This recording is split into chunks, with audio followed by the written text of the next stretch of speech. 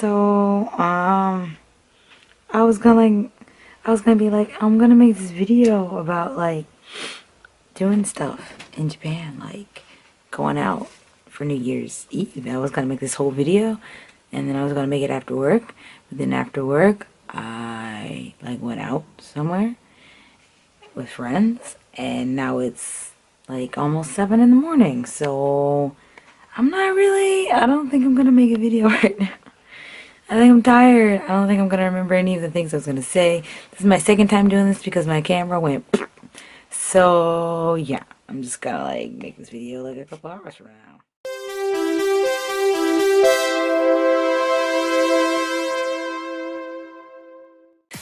Hi guys. Good morning or good afternoon. Oh my gosh. So yeah, as you can see, my original plan last night was to make a video after I got home from like hanging out, so I could like take the atmosphere of hanging out in Japan with me into the video about hanging out in Japan. But kind of overdid it. I didn't get home till like 6:30. Making a video from 6:30 in the morning? I'm just not there, you know? So I had to scrap that. I mean, I tried, you see, I tried, but now we're here, now it's 2 p.m. But at least I'm awake, I'm alive, only very slightly hungover. So now let's get into like 3 ways that you can spend your New Year's Eve in Japan. The first method is the club method. The club method just means that you're going to the club for your countdown party. Most of the big cities in Japan should have clubs, and these clubs should have countdown events going on. Really big, really famous clubs will have really big, expensive events, usually with very famous performers, DJs, dancers. I've listed some of them on my blog, so you can see just a couple examples of some of the club events that are going on. Not only are there like club events, but some clubs put together events that are held in other locations, or like production companies that usually do club events will put on a big production in another place. For example, at the Hilton in Osaka, there's going to be a countdown event, and it's going to have a lot of famous DJs there that usually perform at clubs in Japan, like Takahashi from Inflow. He's come to Osaka on many occasions. Verbal's come to Osaka a few times as a DJ. I've seen him once, and he's so adorable and so tiny. So yeah, there are big events like that. Not the problem, but the thing is about the big events is that they do cost a bit more money. A bit more money than just your regular club outing. So maybe like on a regular night, the place I usually go to is 600 yen, so about 6 USD if you just do like a straight over exchange rate. And so maybe their countdown event is going to be like 25 min, maybe like 3,000 yen. Like if you try to get in like an hour before, they usually just like really like raise the prices right before the countdown, and then after the countdown they just drop. So yeah, and I would say one of the nice things about the club countdown is that they usually offer you free alcohol for the countdown. Not always, but usually.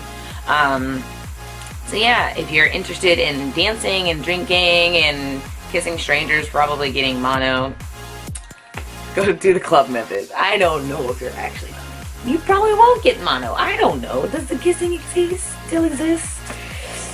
Whatever. Just wrap it up. Your mouth.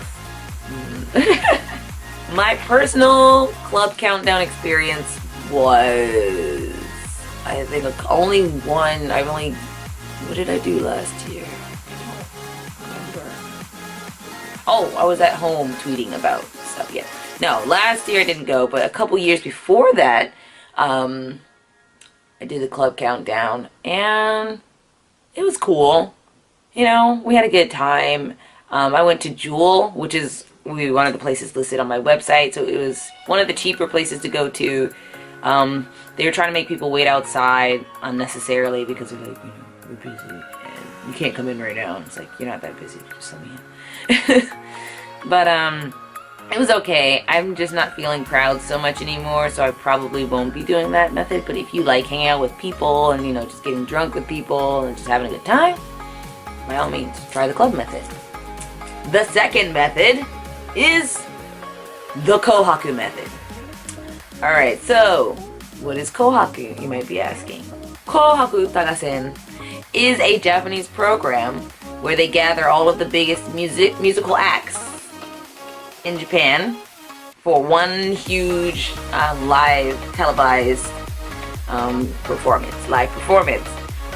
Traditionally, you cannot lip sync on Utagasen, so that's kind of like the place where you're supposed to really see musicians like singing chops.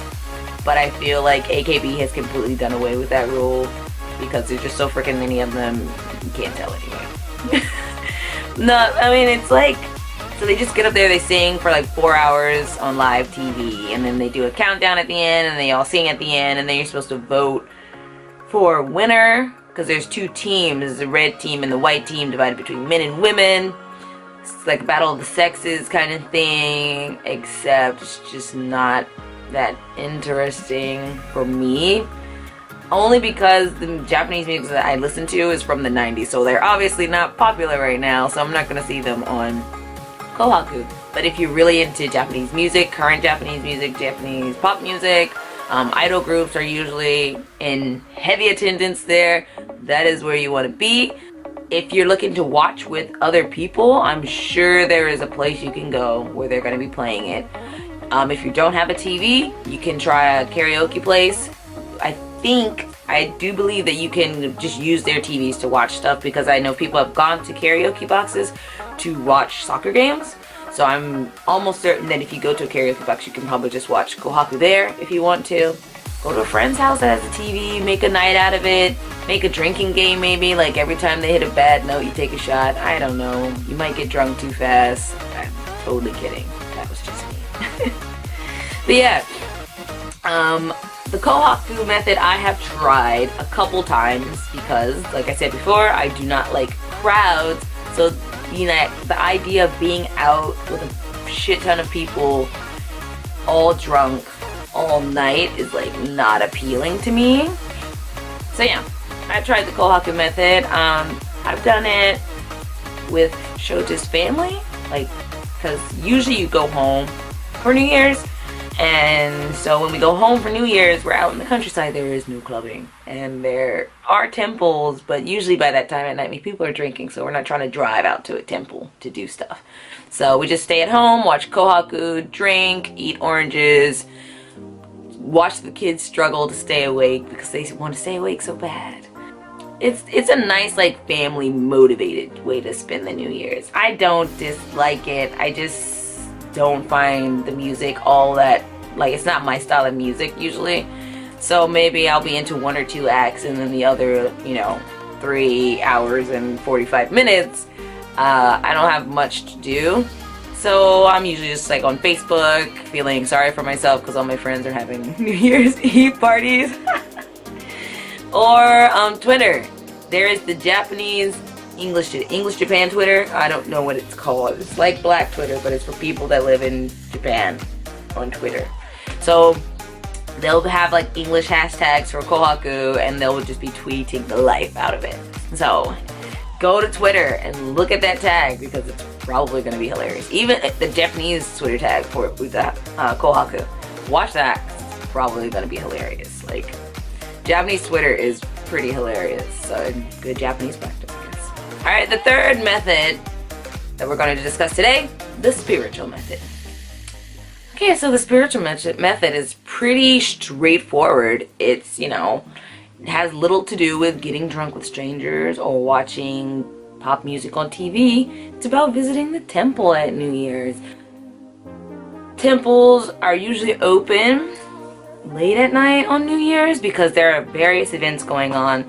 In Kobe, I believe it's in Kobe, somewhere in Hyogo, they have like this like, it's like a sprint type thing, and they, like, a bunch of people line up to sprint, like, I think they gotta go up temple stairs or somewhere, like sprint from the entrance of the temple to the main building, main hall of the temple, and the first person there gets like a like a really awesome charm that supposedly gives them like the best luck in all of Japan for that year. But then I've heard there are like people that have gotten it and that had like a terrible time. So I don't know why people are still trying to get it if it doesn't give you actual good luck. But there's that. You could probably go to your local temple and see what they're up to. Maybe they're having like a special, they'll be open for New Year's. The temples near my house, at least one of them, is open on New Year's Eve because they have to ring the bell 108 times from midnight, I believe. And so they're open, and if you go there, you might be able to ring the bell, because I wandered in, like when we heard it, we just were like, okay, what is that? Let's go outside and check it out. Shota didn't know anything because he's like the worst Japanese guy. He knows nothing about like Japanese culture. He's just like, temple bell. I'm like, all right, investigation time. So we went out, we looked around, we found the place. It was just open. There were people chilling in like the garden area in the front. They had like hot tea and stuff available. And they were like, hey, you want to like have a cup of tea? It's hot out, it's cold outside. And I said, thank you. And then the dude was like, hey, you want to ring the bell? And I was like, yeah, probably I do. So they let us ring the bell a couple times. Like, it wasn't even, because there was like nobody there, and I'm sure he was like, I don't want to ring the bell 108 times by myself. It's hard work. It's a big bell. So I rang it a couple times. I think Shota rang it a couple times, and I'm sure we have pictures of that somewhere, but that was like 2 smartphones ago, 2 or 3 smartphones ago. So oh man, I don't even know where I could find those photos, but if I do, I'll try to share. So that's the Buddhist temple. The Japanese shrine, which is, you know, Shinto, which is the jinja. I don't know if they're open at night because I've never gone late on New Year's night. I'm feeling like only the temples are open, but I don't know. Just check, just see. It might be open. I mean, it's gonna definitely be open for the first, which is Hatsumode, which is New Year's. Everyone and their mom is gonna be at the temple. Not the temple. Well, they might be at the temple, and they might also be at the jinja, which is usually like your local spiritual spot. And that's how jinja work. They cater to the local gods. So yeah, it'll be a really long line and lots of people trying to like get their prey on. Make sure you wash your hands before you go in, and then get in line, because you don't want to cut in line and like start off your new year like, you know, pissing off gods and stuff. That's not a good way to do it. I usually go and buy like the, oh gosh, what is it called? The Emma. The Emma for that year. I think I bought the Emma for this pack. Oh, did I? I've been collecting Emma from like various shrines that I've been to. These are some of my Emma. I think this is for New Year's. Yeah, because this is from the shrine near my house. My New Year's Emma. This is just a Musashi Miyamoto Emma. And then another Emma from like a famous a shrine in Japan that's really well known for its meiji. So I've been collecting these. This is mine from this year, so I'm probably gonna go back and get one for the new year. And you're supposed to write like your messages, like your wishes for the new year, and then you're supposed to hang them at the shrine. But I asked the dude if I could take them home, and he was like, yeah, it's totally cool to take them home. And I put them on my kamidana. But yeah, so, and those are the 3 methods that I'm gonna go into detail about in this video. There are of course other ways to spend your New Year's Eve in Japan. Japan has a plethora of options. You can have your own house party as long as you don't disturb your neighbors, though I highly doubt you will be doing that because most people will probably be out or drinking and having a good time. So maybe they'll like forgive you this one time. You can go to, a lot of bands have their own countdown events, their own countdown lives. Sometimes these are, you know, streamed in movie theaters or online on like pay-per-view. Theme parks have their own New Year's Eve events. I've put the details for the Universal Studios countdown event on my blog, and I believe you can still buy tickets for that probably at your local Lawson or wherever they sell tickets to theme parks. You do need a separate ticket for that. You cannot use your season pass to go to that. I'm sure Disney Sea has its own countdown event. they're just, I mean, there are lots of things you can do, but these are like the main three that are pretty easy to do. They don't require a lot of research or a lot of your time, and they don't require a lot of money, especially the temple method and the kohaku method. You really, all you need is like a TV for one, and all you need is access to a temple or a shrine for the other. So if you're low on money, you just want a cool way to spend the new year, this is it. This is what you want to do.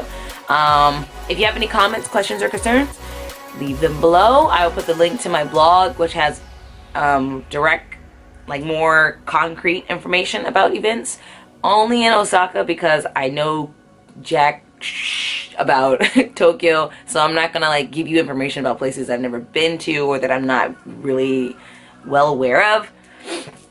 But yeah, check out my blog for more information on specific things to do or that kind of stuff.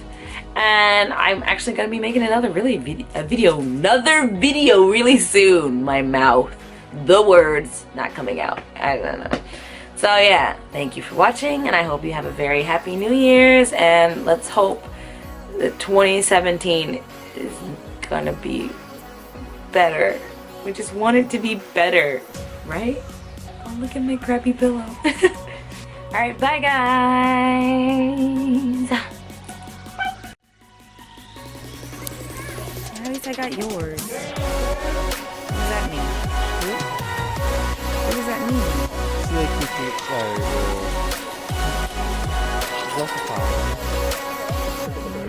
Hold it.